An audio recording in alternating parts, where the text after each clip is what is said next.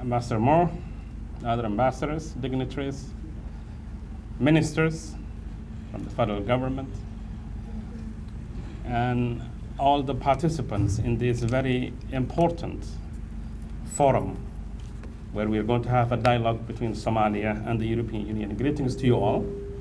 It is a very bright and sunny noon, so perhaps I'll keep my remarks very short. Let me begin by acknowledging the significance of this moment. As we sit together for almost the whole day, deliberate and discuss the foundations of our partnership within the framework of the Somali Agreement. Of course, as the ambassador has articulated, it is one of the most broad-based platforms for engagement on the most pressing issues pertaining to the partners in this framework. Somalia is indeed very grateful and obliged to the European Union, their governments and the people for the long-standing support and the hand they have extended to the Somali people during different times in our recent history, both at times of trial and at times of tribulation. But I must bring to your attention that today we gather here, huge number of members from the European Union and representatives from the Somali government in a very peaceful, progressive, and persistent Somalia that is drastically different from the one of the past.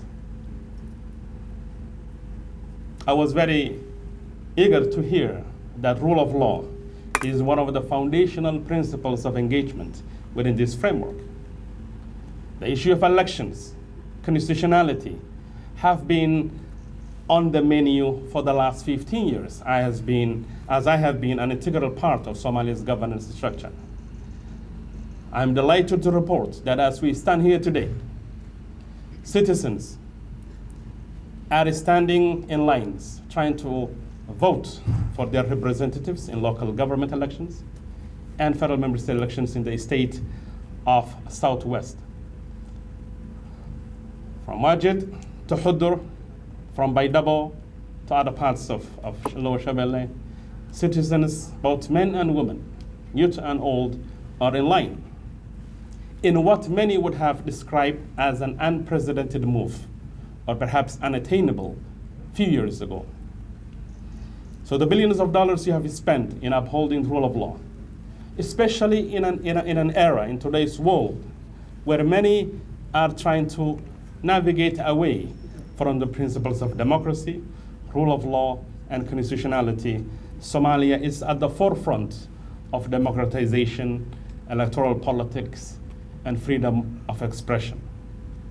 Of course, you hear every day the expressions, the rhetoric, and the criticism of the government and the government's agenda that is presented by the government. That is what democracy is about. It is about dialogue, it is about deliberation, and it's about discussion. We are making progress in that front. Indeed, security has been a fundamental challenge in Somalia. But we all can agree that with the effort of the Somali security forces and the support from partners, including one of the key partners, the European Union, the city of Mogadishu has never been more peaceful in the last 30 years than it's today. That effort is not something that just occurred out of nowhere. It is sheer determination, hard work, and investment by the Somali people, their government, and of course their very, very generous supporters. The European Union contributes to the police, the military, training, equipment, capacity building in every aspect. On the security front, we're also very thankful to you. And finally, development. Gone are the days, despite the continuity of reoccurrence of humanitarian crisis that used to be the face of the Somali people, and the damning challenge of climate change, its cyclical nature. The Somali government, in collaboration with its partners, is pursuing very serious development programs that will transform the lives of our people. We are not out of the woods in many areas, but we have serious plans. The National Transformation Plan articulates every aspect of all the things that we have.